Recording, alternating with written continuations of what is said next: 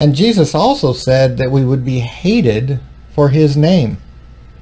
Now, he's talking about the last days, and it's going to get really, really bad when the Antichrist takes over the world. It's going to get extremely bad for those that love God, that love Jesus. But even today, already, there are many, many people that are being killed for the name of Jesus. You can see from this chart that the Christians specifically are subjected to violence in many parts of the world. Now, it's mostly the Muslim nations. As you can see, it's the Middle East and Northern Africa, India, China, and some other parts of Russia, and even in Mexico and parts of South America. It's really bad, but it's really, really bad for Christians already in the Middle East, because it's kind of ironic that the world today is teaching that we should love and we shouldn't hate, and the Western world specifically is pushing for us not to hate Muslims because they really just worship the same God we do, and they're just peaceful, loving people. But the fact of the matter is that they don't worship Jesus. They do not worship the God of Abraham, and I'm going to be discussing that in another video set very shortly. But they do not love Jesus, and they do not worship the same God we do. And when you really research Islam and where it came from, and the Hadith and the Sunnah and the Quran, and what started with Muhammad has just continued to this day, and it has not changed, where they hate Jews, they hate Christians, and we're supposed to love them and, you know, and not be hateful towards them when they're the most hateful people in the world. It's kind of ironic. And it's already happening in the world today, and it's going to get much, much worse when the Antichrist comes on the scene.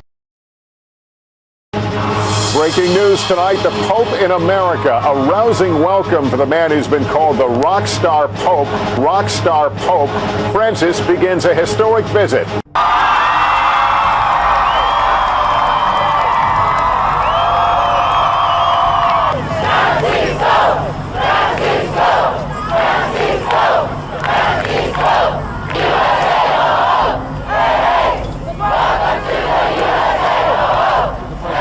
The Pope, the two leaders will speak to the world, then hold a one-on-one meeting with only translators in the room, all before Pope Francis addresses Congress Thursday with Biden in attendance.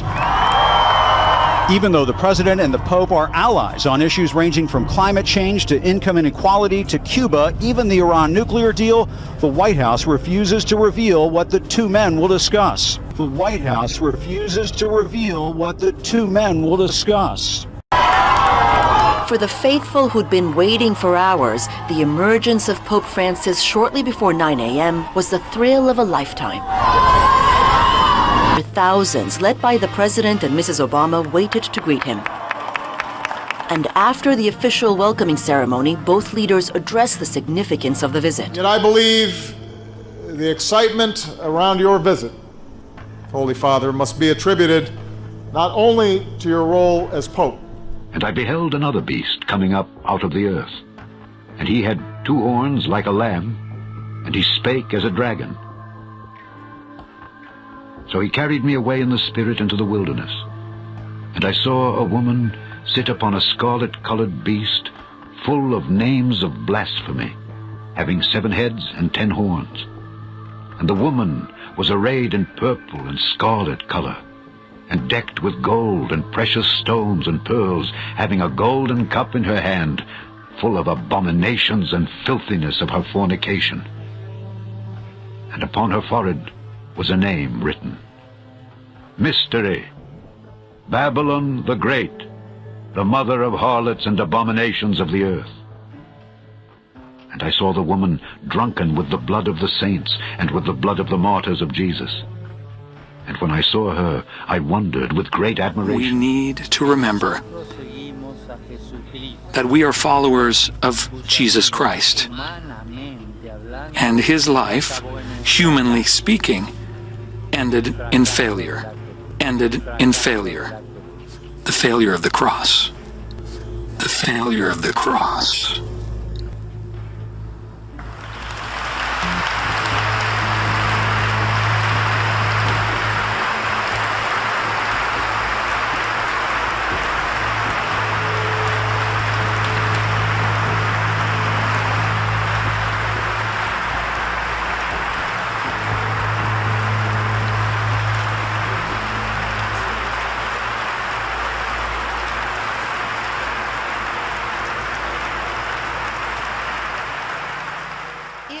Rare moment. Pope Francis alone, praying. He placed a rose atop the etched names of the 3,000 victims of the 9/11 attacks. His goal? Bringing people together. The pontiff chose this place to promote worldwide peace. The Pope joined hundreds of leaders of different faiths to talk about healing. Together, he led a prayer of peace for a violent world. Peace in the hearts of all men and women, and peace among the nations. He says he witnessed Pope Francis gracefully combining two contrasting passions in his effort to bring all religions together. To bring all religions together. La mayor parte de los habitantes del planeta se declaran creyentes. Esto debería provocar un diálogo entre las religiones. No debemos dejar de orar por él y colaborar con quienes piensan distinto. Confío en Buda. Creo en Dios. Creo en Jesucristo. Creo en Dios, Alá. Muchos piensan distinto, sienten distinto, buscan a Dios o encuentran a Dios de diversa manera. En esta multitud, en este abanico de religiones, hay una sola certeza que tenemos para todos. Todos somos hijos de Dios. Creo en el amor. Creo en el amor. Creo en el amor. Creo en el amor. Confío en vos para difundir mi petición de este mes. Que el diálogo sincero entre hombres y mujeres de diversas religiones conlleve frutos de paz y justicia. Confío en tu oración. It's finally official. The United Arab Emirates Abrahamic Family House is officially open to worshipers. Here's an article about it on the Khalij Times saying the Abrahamic Family House has welcomed its first worshipers to the mosque, the church, and the synagogue over the weekend. Located on Saadiyat Island, Abu Dhabi, the Abrahamic Family House is now open to worshipers with access to the forum and guided tours available to visitors from March 1st, 2023. It goes on later in the article to say that you can practice your faith in any of the three houses there, the synagogue, the church, or the mosque, and you can also attend the other faith houses as a guest if you please. This of course looks to pave the way for the eventual one world religion that the end times last days prophecies tell us will come, and that one world worship and control will eventually be directed at the Antichrist, and he will force that worship to the point of death eventually in the very last days. So let's not have a debate about Islam and whether or not Islam is a religion of peace without talking about the facts to do with Islam. It's an absurd situation we're in, where nothing that anyone does whilst being Muslim is any responsibility of Islam's. Yet anything anyone does whilst being a Christian or a Jew is the responsibility of all Christians, all Jews. Today, we're diving into one of the most controversial debates around. Is Islam truly a religion of peace? You'll want to watch this one until the very end, as Douglas Murray masterfully dismantles the arguments of Muslim apologists trying to whitewash the harsh realities of Islamic doctrine and history. We'll be back to Douglas in a moment, but first, let's look at the motivation behind debates like this one. Why is there such resistance to having an open and honest discussion about Islam's core teachings and the extremism it has inspired throughout history? Could it be that speaking frankly about these issues is seen as politically incorrect in our society? Or is there something deeper at play, a fear of being branded an Islamophobe, or even facing retaliation from radicals? This hypocrisy and double standard from our cultural elites is both appalling and dangerous. Douglas exposes how they studiously avoid discussing Islam's deeply problematic scriptures and tenets that have fueled radicalism, terrorism, and human rights abuses. In this clip, he exposes the blatant double standard when it comes to scrutinizing different religions. I imagine that if the motion we had here tonight was Christianity as a religion of peace, we get to the Q&A perhaps even before, and somebody would say, if the other side were arguing for that, somebody would say, what about the Crusades? What about that?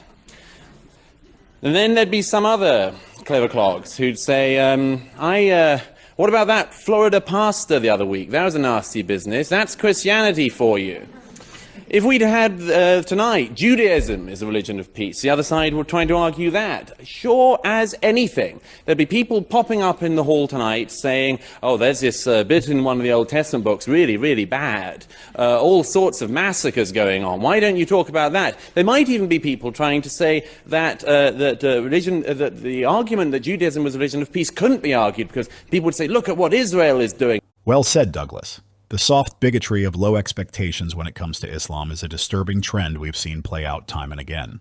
The left-wing media and academic elite would never turn a blind eye to Christianity's violent chapters like the Crusades or the Spanish Inquisition. Yet, when it comes to Islam, they engage in obfuscation and deflection rather than honestly examining its troubling aspects.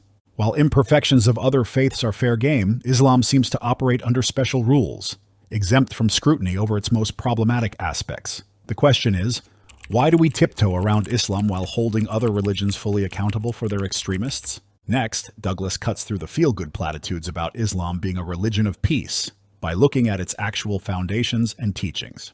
Eminent scholars like Bernard Lewis, Ibn Waraq have made. Let's say Islam is a very, very complex thing. And the best way I can do this in the very short time I have is say you have three Islams. Islam 1, 2, and 3. Islam 1, the Quran and the life of Muhammad and the Hadith. Islam 2, the tradition of the Sharia. Islam 3, what Muslims do now. Douglas breaks down Islam into three important frameworks: the Quran, Sharia law, and contemporary Muslim practices. Let's examine these categories more closely. Eminent scholars like Bernard Lewis, Ibn Waraq have made. Let's say Islam is a very, very complex thing.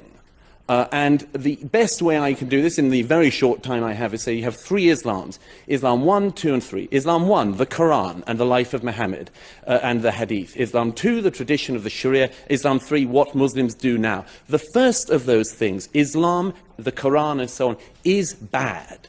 It is bad. There is a lot of violence in it. And what's worse, the peaceful verses are superseded by the violent verses. The violent verses also, sadly, are more numerous in number. Then you've got the life of Muhammad. Again, a bad man. A very bad man, it has to be said. Not a great role model, if you look at it. Takes child brides, abuses a small girl, multiple wives, himself a warrior, himself a war criminal, himself beheads Jews. This, I would have thought, would be a signal of not great peacefulness.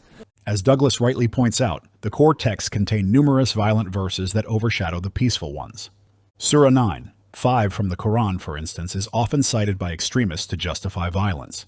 And when the sacred months have passed, then kill the polytheists wherever you find them, and capture them and besiege them, and sit and wait for them at every place of ambush. This is an undeniable fact that absolutely demolished the narrative of Islam as a benign, tolerant faith. You simply cannot be a religion of peace while birthing such an ideology of conquest and subjugation.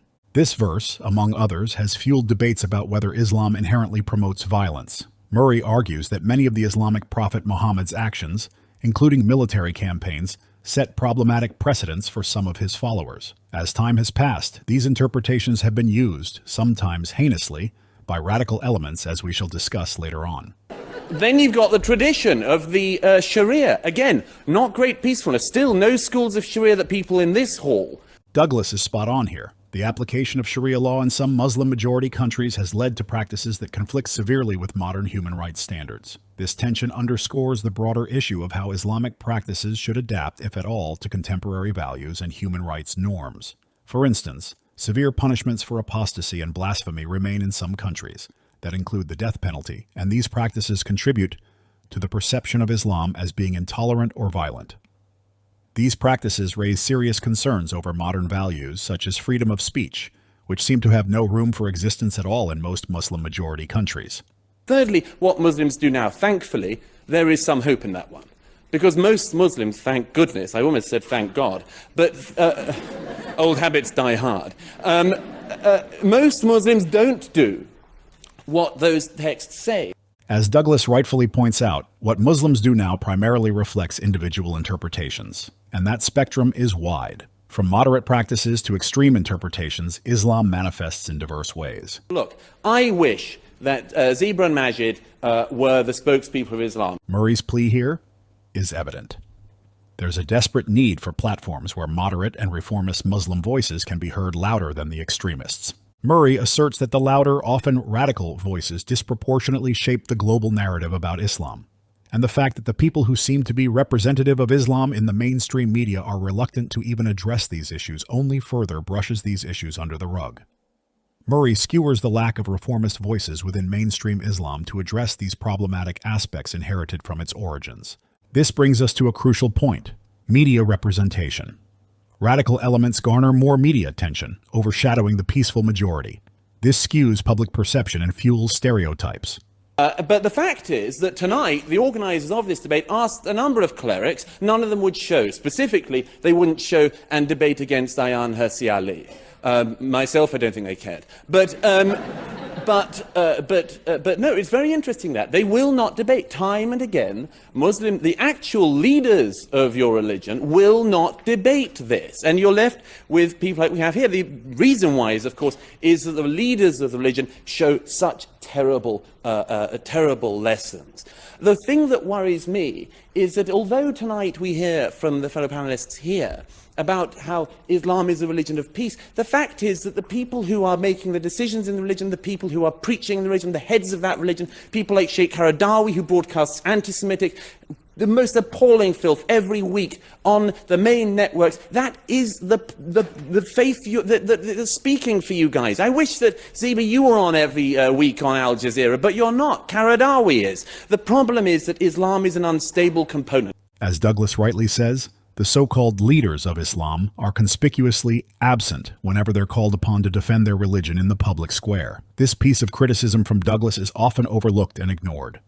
They know their medieval ideology can't withstand serious scrutiny, so they hide behind smooth-talking apologists and cry Islamophobia to shut down debate. As Douglas argues, scrutinizing these realities is not Islamophobia, but a prerequisite to understanding the religious basis that extremist groups like ISIS exploit so effectively. The fact that many Muslims choose to ignore these elements is commendable, but does not negate their existence.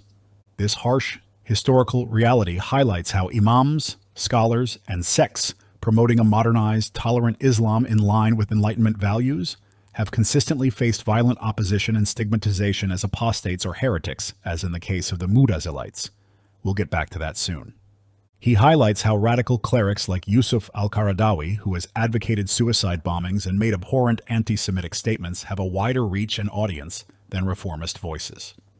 This allows the hardline interpretations to proliferate unchecked. The Global Terrorism Index report from 2020 backs this up.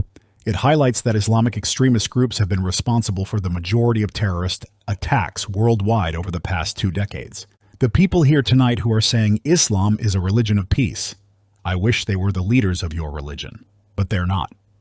Murray is essentially saying, if you truly believe Islam should be interpreted as a peaceful religion, then you need to amplify reformist voices and relegate the intolerant hardline edicts of groups like Al-Qaeda and their ideological forebears to the dustbin of history. As a religion, an unstable component. 1,000 years ago, the Mutazilites tried to reform the religion. They were wiped out. The fact is that Islam is many things, many, many things. But to say it's a religion of peace is nonsense. It's to ignore reality. It's to ignore very difficult but necessary facts, not paradigms, but facts. To say that Islam is a religion of peace is to say something based entirely on hope. It's to elevate a hope into truth. And I hope, as you all know, history teaches us that's a very bad thing to do. The strict Islamic code of Sharia is most common in countries such as Saudi Arabia and Iran. But now it's taking root in parts of Indonesia, a historically secular country. Previously common practices like socializing between unmarried men and women, drinking alcohol, or even wearing Western clothing are violations of the law. ISIS unleashed in the Congo. This week, 80 Christians were killed in a series of attacks in the eastern DRC. In recent years, a group we've told you about before, the ISIS-affiliated Allied Democratic Forces, has launched many attacks against Christians and others in North Kivu province. 1 year ago, they crossed over the border into Uganda and slaughtered 38 Christian children as they slept in their boarding school beds. Well, here to share more is Open Doors U.S. CEO Ryan Brown. Ryan, what more can you tell us about this recent attack and the Christians killed in the DRC? I understand this happened over several days. So where were they? Why were they killed?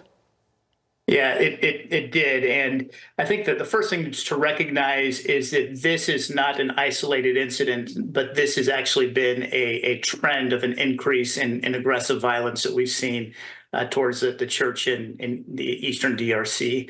This particular incident kind of reached its pitch, if you will, on the dates of June 4th through June 8th. The culmination on specifically June 7th, where over 40 Christians were killed on that day alone. But over a period of that short window of time, there were well over 80 Christians in that area that were killed. Most of these Christians, this is a season in which many of them are harvesting.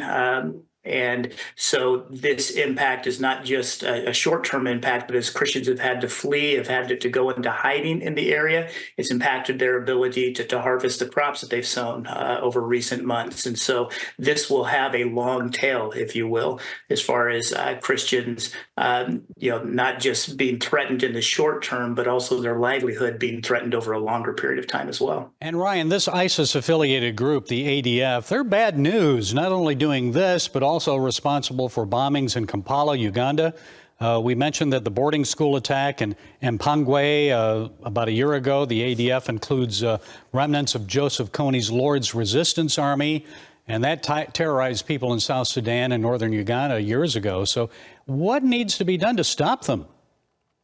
Yeah, that's, I think that the first and foremost thing that we always call people to is to pray, to be lifting up, because, anytime the people of God are attacked, it is first and foremost a spiritual issue.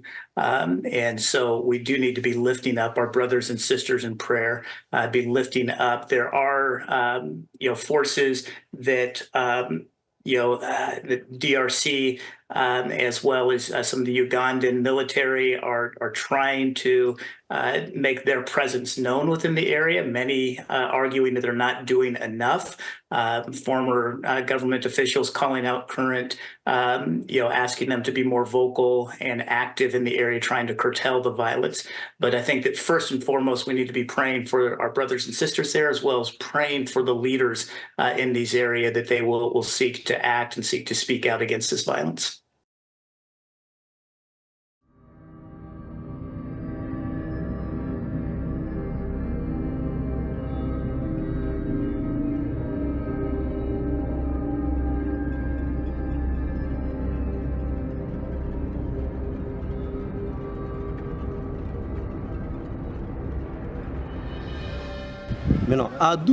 At 12, it was time for preaching. The speaker got up and started, and 10 minutes later, the bomb exploded and killed people. La bombe a éclaté et tué les gens.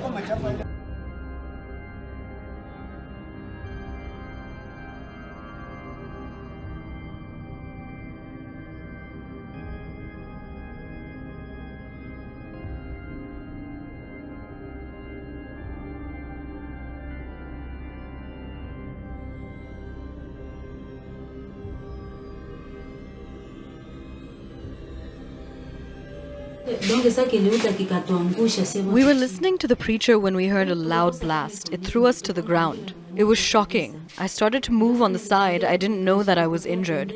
I saw my neighbor. He was still lying on the ground. A motorbike driver picked me up and drove me to the hospital. That is where I saw that I was injured. So why is, if that's the case in Christianity, why is the religion of Islam growing the way it is? Why are they exponentially growing? Why is it that, God forbid, you say anything about them, you have to be careful? I mean, we had Bishop Marmari here. He flew in from Australia to be on a podcast, a Syrian man. I had Georgienko here. Georgienko, you and him did a phenomenal podcast together. And we had a panel of 4 Assyrians, right? Vinny, Assyrian, myself, George, and Bishop Marmari. He gets up there and he says, let me tell you the difference between your prophet and my prophet, right? And he explains Muhammad against, Jesus. Goes back and preaches. A young boy shows up to the church, grabs a knife, stabs his eye, and he's blind. He's gone. He lost his eye, right? Why do you not hear stories when people make fun of Christianity and Jesus? You don't hear stories like that. Why is the fact that when someone in Hollywood becomes a Christian, they're demonized, they lose jobs, and they're publicly praying? In the NFL, one athlete, the guy that's the Houston, what's the Houston Texans, the young guy who had a very, very good season, Stroud, I think something Stroud. Yep. He says, I want to thank Jesus Christ. ABC cuts that part, right? Then they show everything about the interview except the part that he thanked Jesus Christ. But if somebody thinks Muhammad or Muslim, they protect it, they celebrate it. Why the difference in the way they treat Christians versus Muslims? This past spring, I was at Ole Miss University, and a young woman stepped out of the crowd, and with tears coming down her cheeks, she said, my professor told me that God is Santa Claus, and the Bible is totally irrelevant. So there has been an incredible leaning towards secularism in the faculty on the major university campuses around this country. And it has had horrible consequences, as Christians' faith has been minimized, ridiculed by some of the most intelligent people in this culture, our university professors. Now, there are many tremendous Christian faculty, and I get to meet them regularly. But there has been a all-out pedal-to-the-metal war against faith in Christ. It's been pictured as arcane, ignoramus would follow it. Science is the way to go. But why is it that, if they're scared of allowing you to talk about Christianity, but Islam is protected? Why is there a level of fear of criticizing Islam and Prophet Muhammad, but none about criticizing Jesus and Christianity? Why is it when we're looking at here, America specifically, where we have the proof that it's worked, why is it becoming popular to demonize it and step away from it? Why are more institutions more comfortable celebrating and dedicating an entire month to LGBTQ Pride Month in the month of June, but we're not willing to dedicate an entire month to the role God and faith has played in America? Why are we giving that much attention? The other day we pulled up the number of days we have that we dedicate to LGBTQ. There's roughly 145 days a year that are dedicated to that. If you didn't know, we even have a Gay Uncle Day in America. I don't know if you knew that, or it's very specific for you to know that because it's important facts, life-changing type of facts to know there's Gay Uncle Day. When is the Gay Uncle Day? Right there, August 14th. It's actually coming up, in the next 5 weeks, Rob. To all the gay uncles out there, we're going to celebrate you on August 14th. Why do we have all of these days? Okay. Why are we so comfortable with politicians being like, yeah, you know what? Put another one here, Pansexual Pride Day. Let's do World AIDS Day. December 1st. Let's do a November 20th Transgender Day of Remembrance. November 13th through the 19th. Let's do Trans Awareness Week. November 8th. Let's do the Intersex, a Day of Remembrance. May 19th. Yeah, let's do the Gender Pride, Day. All of these days, right? And then faith, no. We can't mix them up because that's you're forcing it down people's throat. Don't do it. You don't want to. What makes you separation from church and state? Don't put God. Don't bring faith.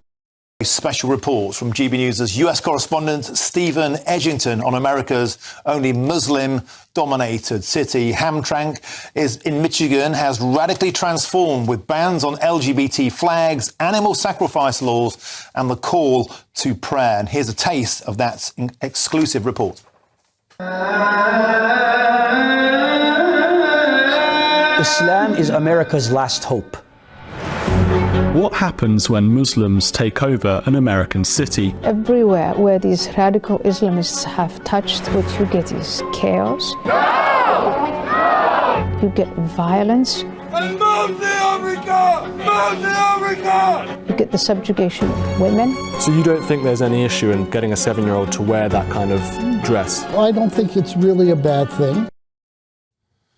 It's an astonishing piece of journalism. I'm delighted to be joined now by Stephen Edgington, who put that together for GB News. Steve, welcome to the show. I watched this last night. My jaw was on the floor when I watched it. Please tell us about this town and how it's radically changed in such a short period of time. In 2021, Hamtramck in Michigan elected a fully Muslim council, the first in the United States. Also, they have a Muslim mayor. And since that time, as you rightly mentioned, they've passed a series of very controversial laws. And that's why I went to this town to find out how Muslims have transformed this American city. It used to be a Polish-dominated town, Polish-American-dominated town, and now it has become a Muslim-majority place. And what they've done is they've passed laws in favor of animal sacrifice in residential properties, including in people's backyards. One person we talked to found a goat carcass in her rubbish bin one day randomly. Furthermore, they have introduced a ban on LGBT flags flying from government buildings, which has angered many of the local liberal left-wing population who say that LGBT people no longer feel safe in Hamtramck. And we've also seen the rise of women wearing burqas. And many residents, locals, said to us that there are some concerns around the subjugation of women, particularly their social role in the family and their sort of subservience to men. So I think the town has transformed hugely in recent years. And to add to this, just down the road in Dearborn, which is a few miles away, recently there was a Muslim rally to do with Palestine where people were chanting "Death to America." So some very controversial issues going on in America at the moment. It's not just in the UK. There's been a huge amount of immigration from Muslim countries to the US as well. And Steve, in this incredible piece of work, you talk there, we can see on the screen, with an imam, and you put his own social media posts to him. You verbatim just put what he put out about his anti-Semitic comments, and he starts calling you an Islamophobe. He starts denying it. And I was also struck, Steve, by a culture of fear amongst the residents in the town. They're afraid to speak out about this. I think that's probably right. Some people were afraid to speak to us about this very controversial issue. I did interview various imams, and as you say, I quoted some of their tweets and so on. One of them retweeted something about all Muslims spitting on Israel, meaning that they would drown. I thought that was quite controversial. The particular imam that you were referring to in that clip, he has very close links with the Iranian regime. He is friends. He admits this personally and openly, that he has been friends with previous Iranian presidents and Iranian ayatollahs. Now, what people have to remember is Iran is responsible for funding Hezbollah, a terrorist organization. It persecutes women if they don't wear the niqab or the hijab through lashes. They literally lash them on the back for this crime. And they're also responsible for locking up political prisoners and for torturing prisoners. So for this man to openly admit that he is friends with the Ayatollahs, friends with these presidents, I think is very controversial. And it just shows how radical Islam is spreading across the United States. And it's a real concern. Now, Steve, you're doing fabulous work out in America. Please tell us, where can GB News find this documentary to watch? They can go to the GB News YouTube channel and they can see it there. They can watch the full thing, 35 minutes long. It's great stuff. Steve Edgington, American correspondent for GB News. Thank you very much for joining us. Fantastic stuff. Thank you very much. Well, let's start in Ukraine, where Russian forces are closing churches and persecuting Christians. Russian propaganda has kept that news from much of the world. A group called Defenders of Faith and Religious Freedom in Ukraine are working to correct the misinformation. CBN's Caitlin Book spoke with two ministers about their experience with Russian forces. The group wants to spread the word that Russian President Vladimir Putin not only wants to control Ukrainian territory, he also intends to silence the church and take away religious freedom. Russia is destroying our faith. They're persecuting evangelical churches. They're persecuting preachers. When Russia launched its invasion in February of 2022, Mark Sergeyev served as youth pastor for one of Ukraine's largest evangelical churches. By early March, soldiers were at his front door. And I see a couple of lasers coming down my face, and I understand, yeah, they come. Welcome to Russian Federation. So they took me outside, put on the ground. My oldest son was at that moment, his name is Christopher, he was 9 years old. He was sleeping in a different room, and they wake him up with a gun. Since his father led Melitopol Christian Church, Sergeyev says Russians sought out him and his family as a part of their strategy to subdue the Ukrainian people. People get outside and take Ukrainian flag and try to stop the tanks, and with Ukrainian flags, and they scream, "Go away, go back to your Russia." And when these guys came to our church, they thought that evangelical churches organize these things, and they said, "You have to stop them." And my father said, my father is the senior pastor, he said, "I cannot, this is the will of the people." Shortly afterward, the family learned of an abduction plot, and following the leading of the Holy Spirit, they fled the city. Today, Melitopol remains occupied by Russia. A large cross that once stood in front of the church is gone, and the building is now a Russian embassy of culture and youth. There is no place for evangelical churches and other churches except Russian Orthodox Church of Moscow Patriarchate. All the rest should just disappear. Igor Bandura with the Ukrainian Baptist Union grew up in Ukraine when it was part of the Soviet Union. I remember the Soviet Union was terrible on Christian churches, no freedom. We were locked in our small church buildings. It's anti-God, anti-Christian, anti-family. So when people believe that Russia is fighting for traditional Christian values, it's a lie. Of the more than 3,000 churches in the Ukrainian Baptist Union, Bandura says since Russia's invasion, 110 no longer exist, and 320 are in occupied territory. Putin would like to rebuild the empire. Ukraine would like to be an independent state. Whenever Russia comes, forget about freedom and religious freedom. Both men feel it's important they personally ask for prayer and share with American Christians the truth about what's happening in Ukraine. We need prayer support from millions of Christians all around the world. So I'm here to be just a witness. India, with its 1.4 billion people, is the world's largest democracy. However, human rights and religious freedom advocates say democracy has been in retreat ever since the Hindu-led BJP government and its leader, Narendra Modi, took power in 2014. It's really the most sophisticated government as far as restricting religious freedoms outside of China. Dr. David Curry is a commission member of the United States Commission on International Religious Freedom. USCIRF has documented an unprecedented uptick in violence against Christians under Modi's rule. The majority of attacks carried out by RSS and other Hindu extremist groups with ties to the Prime Minister's political party. Modi is accused of fanning the flames of Hindutva, a radical ideology that teaches only Hindus are true Indians, and that all other religions, especially Christians and Muslims, are foreigners who must be removed from society. They have a goal to push Christianity out of India. They see India as the holy land of Hinduism, and they intend to force that to happen.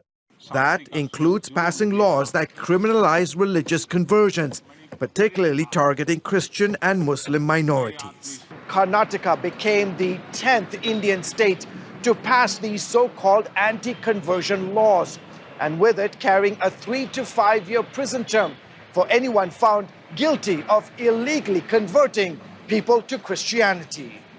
Ever since this anti-conversion law was passed, the authorities claim that we are forcibly converting people. He says RSS and other right-wing Hindu groups accuse him of converting Hindus by offering them money or other forms of bribes. He denies those charges. When we started the ministry 35 years ago, we didn't have so many problems. Those days, we had religious freedom, but now we can't even talk, can't even give out a pamphlet, can't do anything. That's the situation that we find ourselves in today. Everyone has to run their churches with fear. Like Pastor Paul, Joseph too has endured the wrath of Hindu radicals. They've damaged my bicycles, set Bibles on fire, and burnt it. Come into our church during service and beat people up. The police have come to my house several times. I've been taken to the police station and repeatedly accused of forcing people to convert. They never have any evidence. 12 of India's 28 states, most of them ruled by Modi's BJP party, now have laws regulating religious conversions.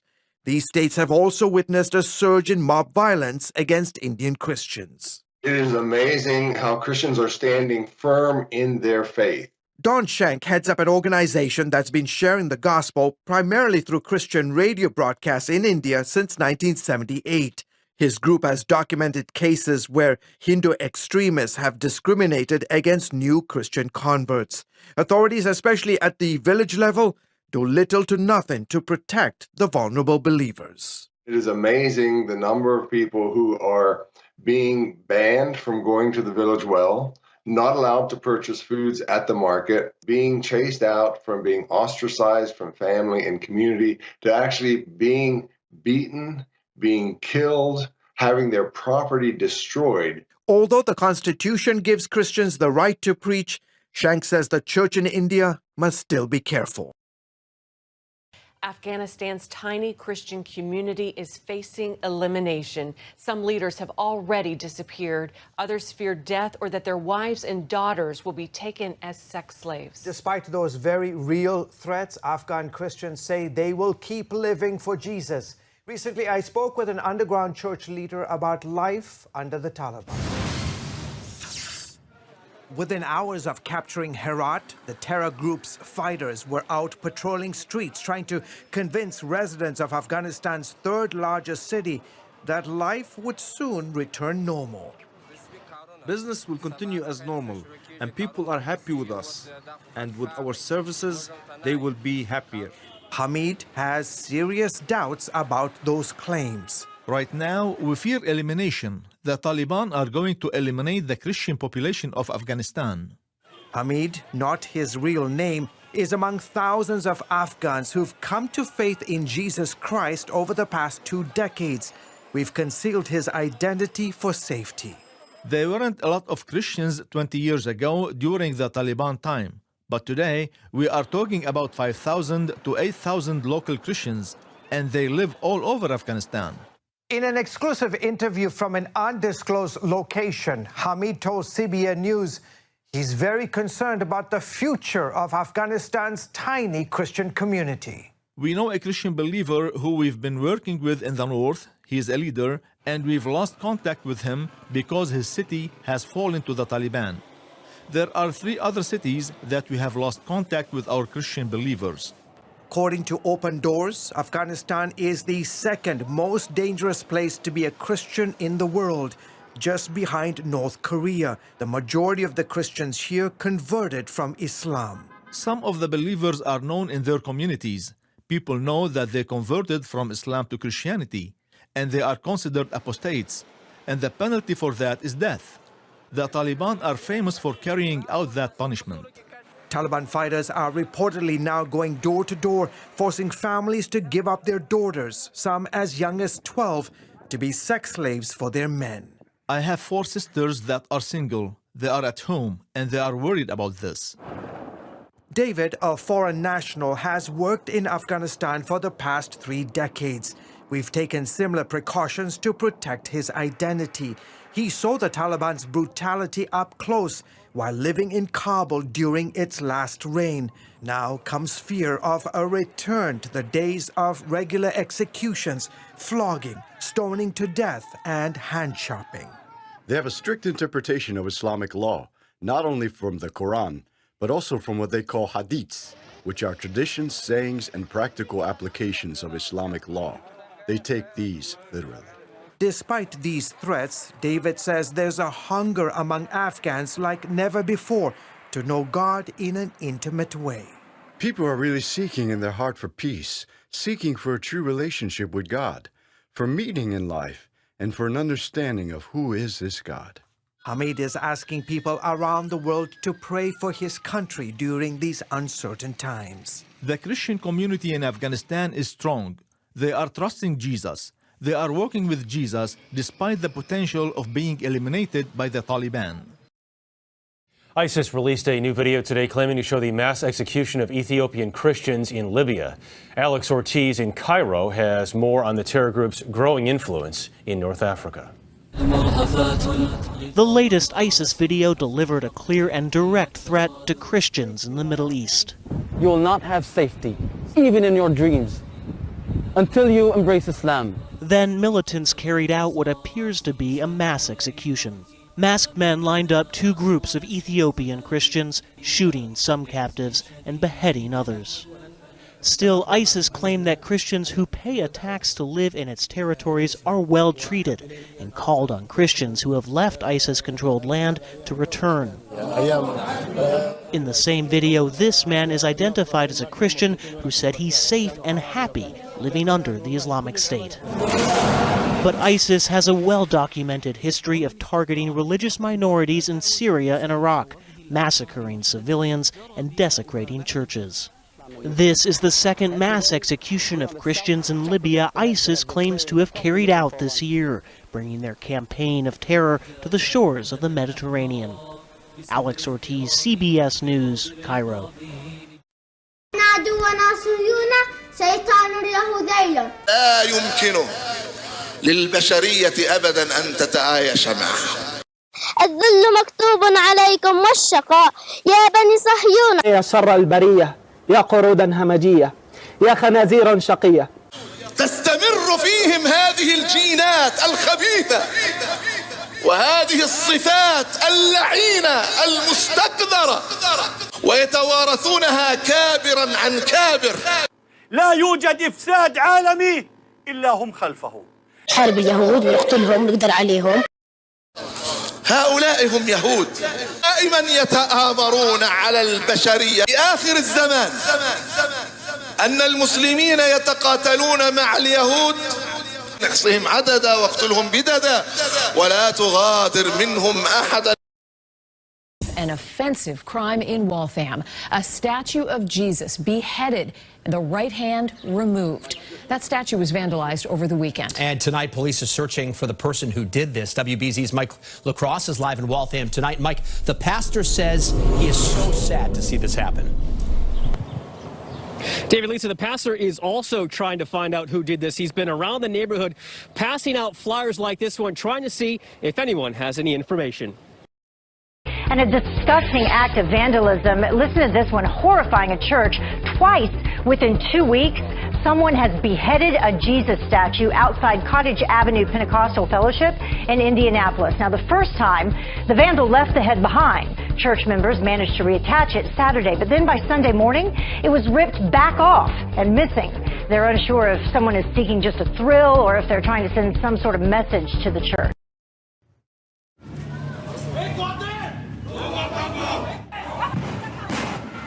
India's northeastern state of Manipur is making headlines. Manipur means land of jewels. Outside the capital, armed guards protect a Kuki village. They're volunteers who are on the lookout for Meitei attackers. But the state, affectionately known as the Switzerland of India for its natural beauty and remoteness, looks more like a war zone today. Some argue the Northeast Indian state is in a state of civil war, with news of burnings and beheadings. Religious and ethnic clashes between the Hindu majority Meitei community and the tribal Christian Kuki minority over land and influence in the state has left at least 180 people dead and over 500 injured. 300 churches have been destroyed. And just imagine that if 1, 2, 5, 10 were destroyed, but we're talking about 300 churches destroyed. In Manipur's capital city, Hindu women creating roadblocks like this one to check cars for Christians. In May, a Hindu mob paraded naked 2 Christian women. One had been reportedly gang raped. Several videos on social media showed mobs also burning down churches. The perpetrators themselves are posting videos of mob attacks on churches. They're showing the churches being burned down. They literally show the police stepping aside to allow the mob to attack these Christian churches. As a result, Christians have lost complete trust in the Manipur police. This video showing dozens of Christian women kneeling, crying, and begging Indian soldiers to stay in their village, fearful of more Hindu attacks. Initially, when I encountered the violence in Islam, I said, well, this can't be the true Islam. And I, for years, would push back, arguing, no, this hadith here is unreliable. For example, Muhammad says in Sahih Muslim that he has come to expel the Jews and Christians from the Arabian Peninsula and will not leave any but Muslims. That doesn't sound like the Muhammad I knew, so I said, well, that can't be a reliable tradition. And then another tradition from Sahih Bukhari, which says, I have been ordered to fight people until they testify that there is no God but Allah, and only then will their lives and their property be saved from me. And this is from the most reliable collection of hadith, Sahih Bukhari. And so I said, no, that can't be reliable either. And as you continue, you find Muhammad beheading multiple hundreds of men at the same time. You see him distributing those men's wives and children into slavery. You see him torturing people for money. You see him, all these atrocities within Muhammad's life, and not always in defensive battles by any means, offensively as well. And so, after trying to dismiss many of these traditions, I said, well, let me piece together what's going on here, because if I dismiss all of these violent traditions, then I am basically dismissing the foundations of Islam. This is where I get my picture of Muhammad from. So looking just at the sources, what is the story? How do I reconstruct what Muhammad's life is like? And what you find when you do that, because there certainly are peaceful passages in the Quran. We can't ignore that. Like chapter 2, verse 256 of the Quran, which says there's no compulsion in religion. And those are often the ones that are quoted in those response are often to, the ones, to people. Chapter 109, which says, those of you who disbelieve, believe whatever you want and let us believe what we want. Fairly peaceful. One of the ones that's I can't say this without laughing a bit, but so abused is chapter 5, verse 32 of the Quran, which says, if you kill one person, it says if you kill all of mankind. And if you save a life, it says if you save all of mankind. When you start understanding the context, though, you realize that this is not the ultimate message of Islam. For example, that one verse, chapter 5, verse 32 of the Quran, says the first part of that verse is, it was told to the Jews. If you kill one person, it's as if you kill all mankind. If you save a life, as if you save all mankind. And we do. We find that in Tractate Sanhedrin of the Babylonian Talmud. I see. It's not in the Quran. It's not a teaching for Muslims. The next verse is the teaching for Muslims, which says, if anyone creates mischief in the land or strives against Allah or His messenger, crucify him or kill him. Right, a very cut off different his hands and feet. message. Exactly. Okay. So you start getting the context. And what you find is, in the first 13 years of Muhammad's prophetic career, he lives a peaceful life. He has about 100 followers by the end of that time, not that many. Certainly doesn't have a fighting force. Most of these people are of humble means. And he doesn't fight during that time. But then he's given rule over a city. An entire city gives him the right to be arbiter. From that moment until his death, approximately 9 to 10 years, he personally participates in or deputizes 86 battles. Right. So that's an average of 9+ battles a year, and they culminate in intensity until the moment he dies. Chapter 9 of the Quran is the last major chapter of the Quran to have been composed, and it is the most expansively violent. This is the one that starts off by saying, this is a disavowal of all the treaties we have with polytheists. Chapter 9, verse 5, slay the infidels wherever you find them, lay siege to them, take them captive. Chapter 9, verse 29, fight the Jews and Christians until they pay you the poll tax and they feel subdued. Why? Chapter 9, verse 33, Islam has been made to prevail over every religion. So, I mean, chapter 9 is the most violent. It's the culmination of the Islamic message. It's the marching orders that Muhammad leaves Muslims with, which is why when he dies, Muslims conquer 1/3 of the known world within 150 years. Right. These were the by messages. the sword. Well, it's complex. Once again, they would tell places, if you do not convert, then you have the option to pay a tax, and if you don't pay that tax, then This we is will called fight you. The jizya. Exactly. Yeah. So it was expanding into territory. The first option people were given was conversion. The second option was paying a tax, and if that didn't happen, then it was by the sword. And do you basically see this as effectively the modus operandi of groups like ISIS today? Well, this has been the classical understanding of Islam up until the fall of the Ottoman Empire. No Muslim really ever had qualms with it. It's what it was, and this is the means through which Allah had given Muslims dominance around the world. And it wasn't until Muslims had to as a culture, flip the script and start playing the defensive, the victim card, which they hadn't done before.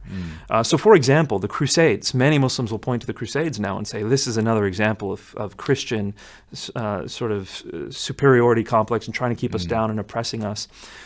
The Crusades were never even discussed in Islamic literature. There was no Muslim or Arabic word for Crusades until Christians came up with one in the 19th century. Okay. It just wasn't a part of the Islamic mentality until the Ottoman Empire fell, the Islamic world started losing its power, and then these discussions started happening. And that's why you don't hear the phrase, Islam is a religion of peace, until the 20th century. That simply wasn't a phrase. It was never said. It was never thought. That wasn't the way Muslims had thought up until that time. I remember when I was a young boy, the first time I was able to actually go to the Shiite rituals where they beat themselves. And you have to have black outfit, which is a sign of mourning. I was so excited to buy this new black shirt and asked my dad to buy me these chains. There's a cluster of chains that people have, and they beat themselves with these chains. And we used to beat ourselves on the streets, thousands of young people trying to earn points and please Allah, that He may have pity on us or forgive us. And more you torture yourself, more you get points, and hoping and wishing that you will go to heaven. So I was born and raised in Iran as a Shiite Muslim.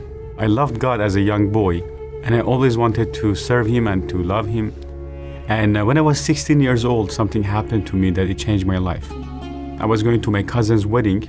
Some of my relatives gave me a ride, and they had some alcohol. I didn't, and I was in the car. And I was so excited to go, and suddenly, as we are on the way, there's a checkpoint. They pulled the car over, they smelled the alcohol, and they took all of us out. They took us to confinement, took all our clothes off, bare naked. They start putting cold water on us, and they start beating us with these big, thick cables. And they were mocking us and laughing at us. They threw almost 50 of us in a small room. We were choking. I was so angry. I was feeling humiliated, hatred toward the people who torture me unjustly in the name of Allah for something I hadn't even done. So they took us to the court with shackles on our hands and our feet. And I sat before a judge, was a mullah, and he began to judge us based upon Islamic laws. My family found some connections and they paid some bribe. They actually released us and we had to just pay a fine. But that was the beginning of a long journey. I began to question Islam. Islam that I was loving and serving. What kind of religion is this, that there's so much injustice? My mother said, no, Islam is good. Only these mullahs, this regime, makes it look bad. I said, okay, fair enough. Then I began to do my own research, because before I would read the Quran, but just to earn points. But this time I began to read to see what actually Quran says. I saw so much bad things in the Quran. For example, Surah 9, verse 29, 30, Muhammad said that kill those who don't believe in Allah and in His Messenger. Surah 5:51, it says, do not take Jews and Christians for your friends, because they are friends of each other. So imagine all these years, all propaganda in the school, we heard bad things about America, bad things about Israel. We heard evil things about Jews and Christians. And suddenly, my eyes are being opened that this is not from God. A God who made this beautiful universe, the flowers and the birds and these beautiful rivers and mountains. This God could not be this cruel. Now I lost my faith in Islam. Then I said, so now what? Who is God? If there's no God, then what is the purpose of life? Who made this world? And if there is a God, then who is this God? I want to know Him. Shortly after that, many things happened in my life. I lost my father passed away. As a result, I dropped out of a school. I left all my friends. I was isolated. And I was so broken, so hopeless. And I was crying out to God, God, if you're real, who are you? So then, when I was 19, I heard the gospel for the first time. Our power was out. I had a radio that was working with battery. So I turned this radio because I was sitting in this dark room, and then I came across a channel, and somebody was talking about that he was going to commit suicide, to hang himself. And on the way, he heard this beautiful music. And he followed that sound of music, and he arrived to this church. and he heard the good news of the gospel, and his life changed. It was a glimpse of hope that began to shine in my heart. But nothing changed. Shortly after that, I heard again that Jesus Christ is the Son of God, that he came, that he died for me on the cross as a sacrifice, and then 3 days later he rose from the dead. And if I believe in him, I'll be saved. I said that's a bunch of baloney. I rejected the whole thing. I said, how could God have a son? God doesn't have a wife. I could not comprehend that God would have a son and he would come and die for us. But 1 week later, I was so depressed and so sad, and everything seemed dark and hopeless. And I heard the message again. So that day I had nothing to lose, and very skeptical. I said, Jesus, I do not know you. I was told you're a prophet. Now I hear you're the Son of God. I don't know who is telling the truth. I don't want to be a victim of religion again. But if it's true, I want you to show me. And the moment I say that, the heat went through my hand. I began to cry and weep. It's like somebody put his hand in my heart and yanked out all that hatred and anger and bitterness and depression, because I hated the people who tortured me unjustly. That hatred turned to compassion. And I was so full of joy, so full of love. I went to my mom's house. My mom saw me and she said, what happened to you? I said, why? She said, your face is shining. I told my mother that I became a Christian. I accepted Jesus in my heart. And she didn't have a negative reaction. And she was sick for many years. She had a pain that the doctor said you have to have surgery, and she had so much pain. I had this confidence that if I ask anything in the name of Jesus, he will hear me. So I prayed for my mother, and instantly pain left my mom. She never had the same pain, same problem ever again. And she was suffering for years, and Jesus Christ healed her. So then I began to look for a Bible. I'm a Christian now. I want to see what Jesus said. I was told when I was a Muslim that Moses brought the Torah, Jesus brought Injil, which is gospel, and Muhammad brought the Quran. But they told me the other two are distorted. They're changed, it's corrupted, so they're no longer valid. Only the Quran is the last revelation of God. But now I became a Christian. I want to see what Jesus says in Injil. So I began to look for Injil. And I went library after library, store after store, shop after shop. For 3 months I was searching. I couldn't find one. Finally, I came on the internet and I searched for the word Injil. And then a bunch of links show up and I clicked on them. But then it said access to this website is prohibited. So the government blocked the websites that actually had the gospel on them. So I studied computer. I used the VPN and I circumvent the blockage. And I click on the link and open all the books of the Bible. I saw all these books. I said, who are these people? Who is Timothy? I mean, what is Corinthians? I had never heard those things before. So I downloaded only the 4 Gospels. And I began to read. I think I read the 4 Gospels in 5 days. I was so glued to this computer. And as I was reading, the first 5 chapters of Matthew made me cry. Because I saw these words that I had never heard before. Love your enemies and pray for those who hate you and spitefully use you. And I began to ask this question, why this book is illegal? There's nothing bad in it. It's all about love. And I saw Jesus said, I'm the good shepherd. The good shepherd lays his life down for his sheep. And he introduced God as a loving father. I mean, all these beautiful, powerful words. I said everybody should know about this. So I began to copy the 4 Gospels on CD. And as I was going out to the gym and on the street, I would give to people.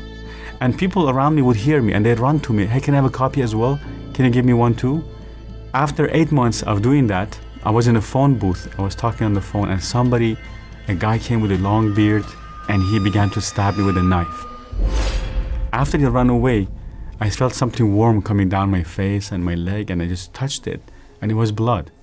I don't know who the person was, what was his motivation, but that was the moment I began to feel for sure that it was not safe for me to stay there and God wanted me to leave. So one night I grabbed some clothes and I left. I didn't tell anybody. And I remember as I was walking on the streets where I grew up, I knew I'm not gonna see those streets for a long, long time. And I went to the bus station and I got a ticket to Tehran. And then from Tehran, I came to the border of Turkey. And miraculously, God helped me to cross the border and come to Turkey. I'm a 19-year-old boy. I don't have money. I don't know anybody. I don't know what to do. I don't know where to go. Nobody's picking me up. There's no arrangements. But I had this peace that the same God who healed my mother, the same God who saved me, the same God is with me. I had this confidence. There was no fear or uncertainty, what's going to happen.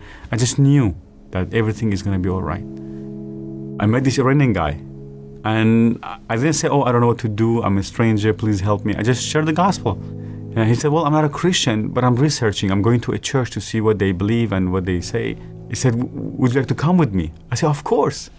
So this guy took me to the church, and then actually he gave me the first actual New Testament.